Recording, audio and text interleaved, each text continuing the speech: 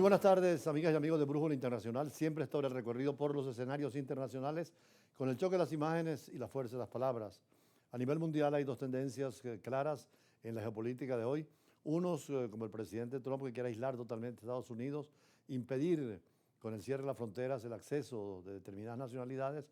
Y otra corriente más abierta, que es la de la Unión Europea, que es facilitar que las fronteras se vuelvan puentes y no muros para el intercambio humano, comercial. Es lo que ha privado desde la fundación de la Sociedad de Naciones en 1919 con el presidente Wilson de Estados Unidos y después con el presidente Roosevelt y después también con los presidentes de Estados Unidos en la apertura de Naciones Unidas con la Carta de San Francisco para que todos tengan allí un diálogo interplural y además dentro del multilateralismo, que es lo que caracteriza la diplomacia, la negociación. Sin embargo, el presidente Trump insiste en cerrar esas fronteras y precisamente prohibió o restringió la entrada de Estados Unidos a todos los ciudadanos de 19 países, incluidos Cuba y Venezuela, según un documento publicado en la Casa Blanca, y que ha generado una serie de dudas y cuestiones por el tema de los venezolanos numerosos en Estados Unidos y en distintas condiciones, y ahora se suman los que teniendo visa podrían ser interrumpidos de ir a ese país, lo cual no se explica ni se entiende en la política apresurada de Donald Trump, donde en lo económico ha sido con las tarifas y los aranceles aislar a Estados Unidos totalmente y ahora en la parte humana y cultural al prohibir la entrada, entre ellos a los venezolanos. Veamos. El presidente Donald Trump prohibió o restringió la entrada a Estados Unidos a los ciudadanos de 19 países. Hoy estoy firmando una nueva orden ejecutiva que impone restricciones de viaje a países como Yemen, Somalia, Haití, Libia y muchos otros. La fuerza de las restricciones que estamos aplicando depende de la gravedad de la amenaza planteada. La lista está sujeta a revisión en función de si se realizan mejoras materiales y asimismo se pueden agregar nuevos países a medida que surjan amenazas en todo el mundo.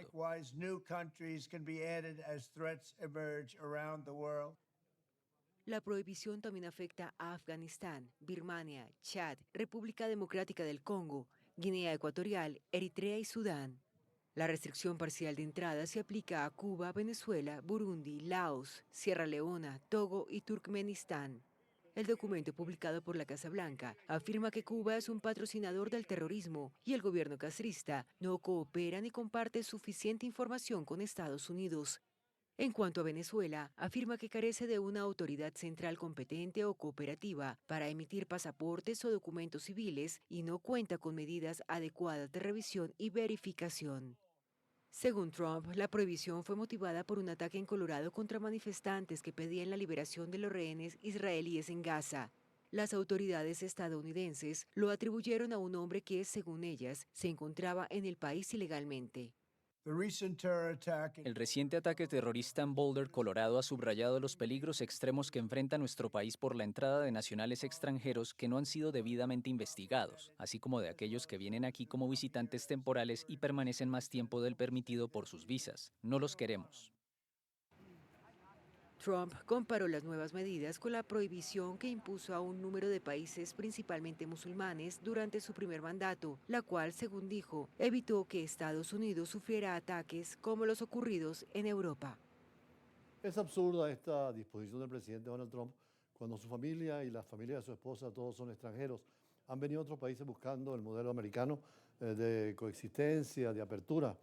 Es caso de Venezuela, que tuvo siempre los brazos abiertos a todos los inmigrantes y aunque hoy están en todo el mundo, tienen derechos humanos que hay que respetar y los Estados Unidos con esto cierra esa brecha de libertad, de democracia y se pone junto a regímenes absurdos, inclusive con los venezolanos de manera injustificada cuando somos un país desarrollado que hemos dado tanto nuestro petróleo a los Estados Unidos y nuestra materia prima junto al desarrollo mundial. De allí que los propios parlamentarios estadounidenses critican, inclusive republicanos, al presidente Trump por estas medidas absurdas.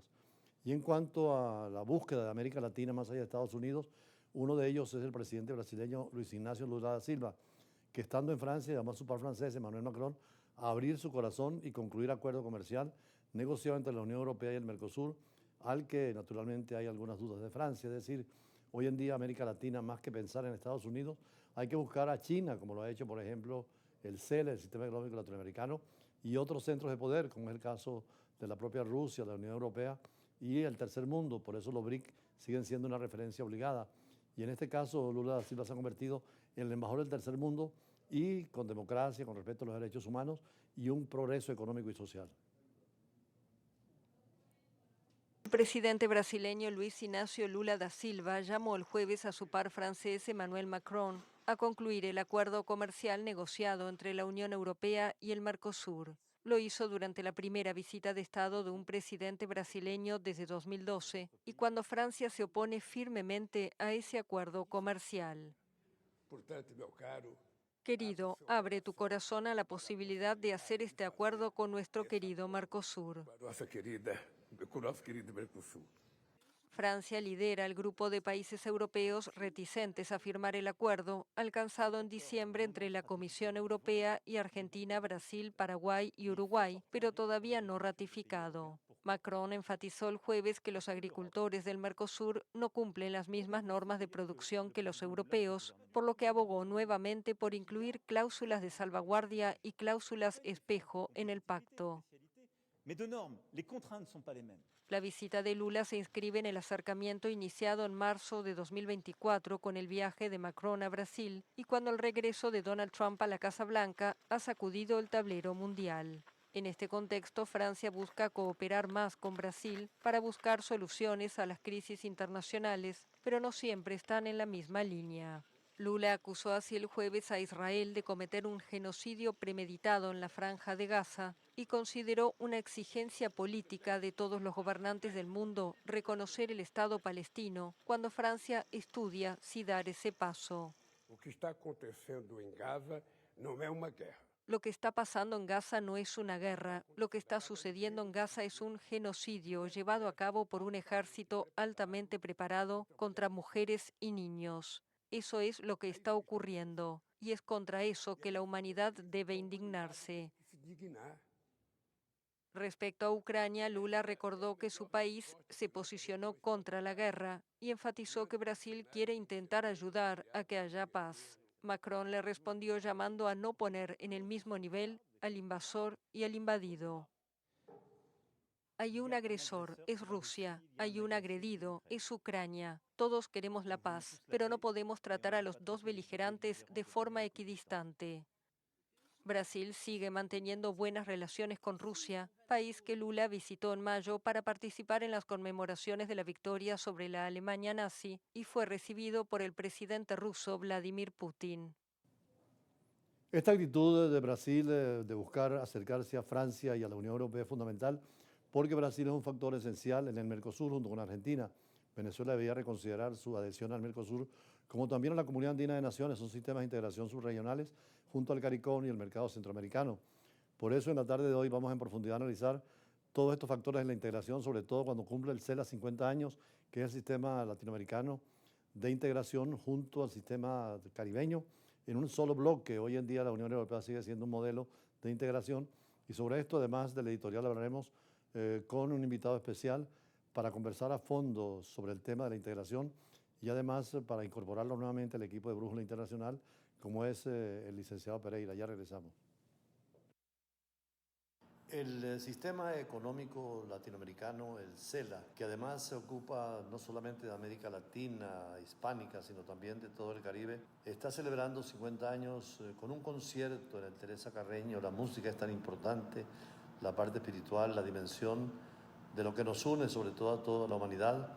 Y en nuestro caso, en América Latina y el Caribe, el sistema económico latinoamericano, el CELA, ha venido cumpliendo un papel extraordinario, sobre todo ahora con el nuevo secretario general, el embajador Endara, donde se han publicado textos y volúmenes insistiendo en la necesidad de avanzar en la integración regional dentro del regionalismo complejo y la gobernanza mundial, además con una hoja de ruta para convergencia regional y más allá y mejor integración, como dice el eslogan del CELA, pero hay que convencer y sobre todo con convicción y con conciencia integracionista, donde la universidad es fundamental en la formación de nuevos responsables de la sociedad civil, de la empresa y sobre todo del Estado, porque es una organización intergubernamental.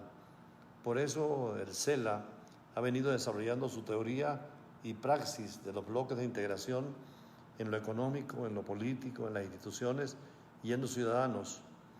pero es necesario fortalecer el marco jurídico común de América Latina y el Caribe, con sus constituciones, donde en el caso de Venezuela el mandato de la integración es fundamental, y en otras constituciones de América Latina.